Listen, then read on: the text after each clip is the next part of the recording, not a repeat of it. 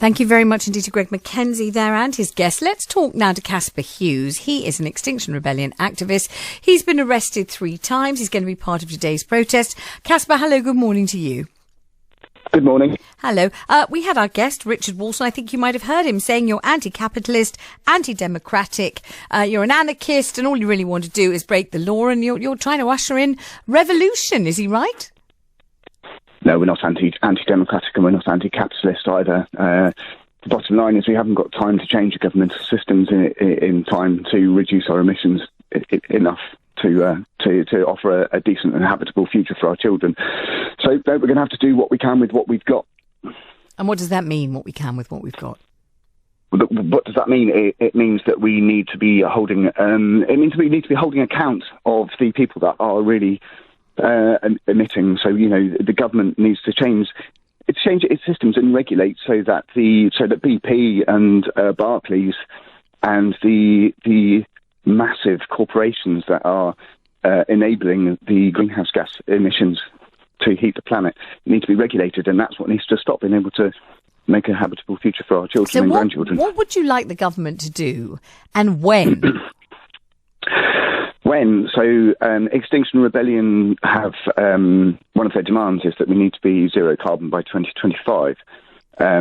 We need to be. We're talking about wholesale changes right throughout society to meet this target, but the government needs to regulate in order to make this happen. And realistically, how would the government go about doing that by 2025? It's already towards the end of 2019. And if you look at the way that we deliver goods and the way that we get around the capital and the way that goods are delivered to us and the way that we heat our homes, and it's winter and it's getting cold and we don't want to be freezing cold, how could they possibly reach your target? What would they have to do that? And is it even practical? It has to be practical. My child's life is on the line here. I have a 12-year-old. This can be done. Technically, it is possible. And yes, it does mean wholesale changes. But if that's what means that my 12-year-old has a fighting chance for a decent future, then so be it. We need to be mobilising right across in society as a whole. So when you say, Caspar, that it means changes, what are the changes that you would like to see implemented immediately? What would you do? What would you stop happening, and what would you start?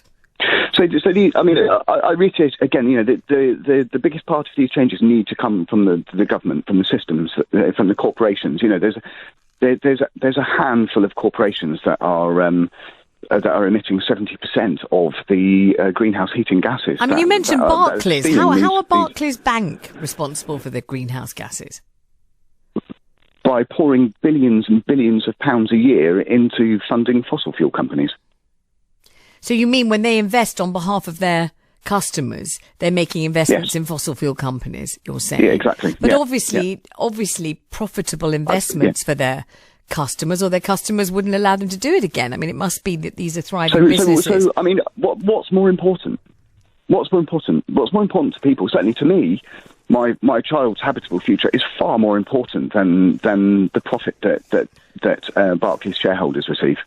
But when you say your child, and your child is 12 years old, are you seriously thinking that within your child's own lifetime there's going to be suffering as a result? It's affecting us now. It's affecting us now, Vanessa. So what do you mean? We're seeing this. We're seeing rapid changes now. A third of the population of fruit bats just fell out of the trees and died in Australia last year. There's 4 million people displaced in India last year. We're talking about massive wholesale changes. Even in this country, that poor woman was killed in her car from flooding through extreme weather. There will be more extreme weather more frequently due to the and so are you saying, for example, I mean, are you saying you would like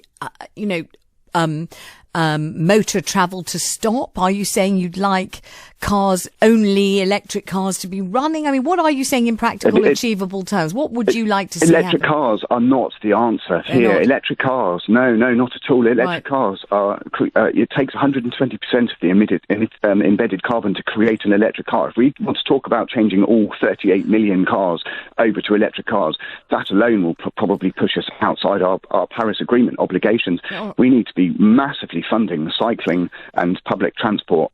And, There are, for example, 250 million journeys in Manchester every year that are driven that are less than 1 kilometre. They can be walked, they can be cycled, they can be taken on public transport.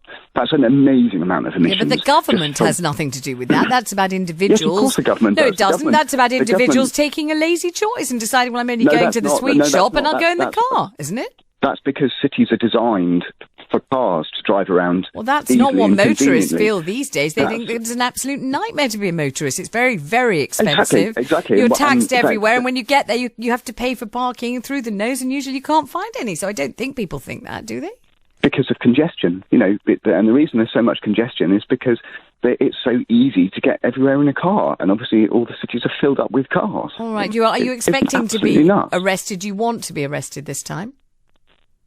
I never want to be arrested. It has to be a very, very good reason to be arrested. And obviously, what we're facing now is the possible threat of extinction by the end of the century. We're talking about billions of people that could be dying on our only planet this century. So, I mean, that for me, that's why I'm shutting my company down to work. Well, thank you very much indeed for talking to us. We appreciate it. Caspar Hughes there, as you hear, he's been arrested 3 times. He's shutting his company down and he's protesting with Extinction Rebellion today. Maybe you're going to be joining him.